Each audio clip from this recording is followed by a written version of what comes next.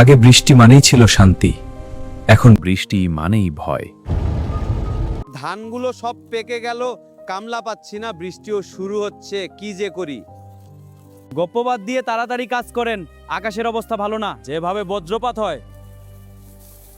এই হারুন, দেখছোস আকাশটা কেমন যেন ভালো লাগতেছে না?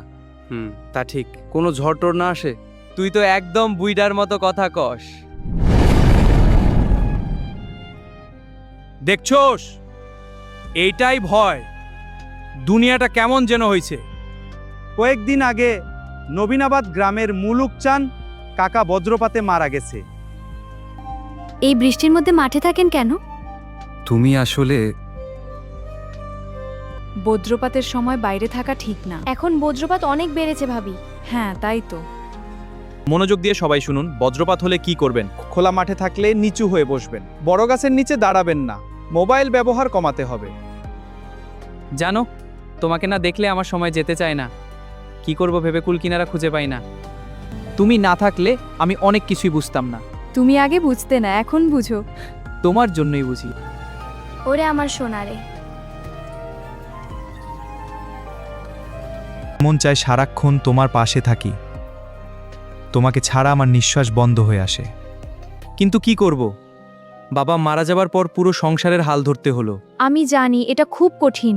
যেভাবে বিজলি চমকায়, বজ্রপাত হয়, আমার ভয় হয় তোমার যদি কিছু হয়। ভয় পেও না, আমি সাবধানে থাকবো। এবার ইরি ধান কাটার পর তোমার বড় ভাইয়ের কাছে প্রস্তাব দিব, আর দেরি হয় না। আর কয়েকটা দিন সবুর করো, সব পাবে।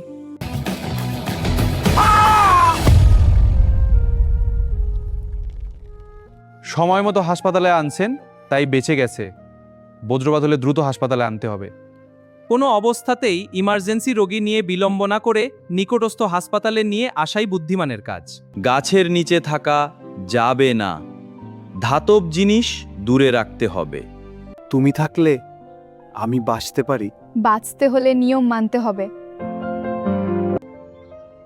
সচেতনতা জীবন বাঁচায়।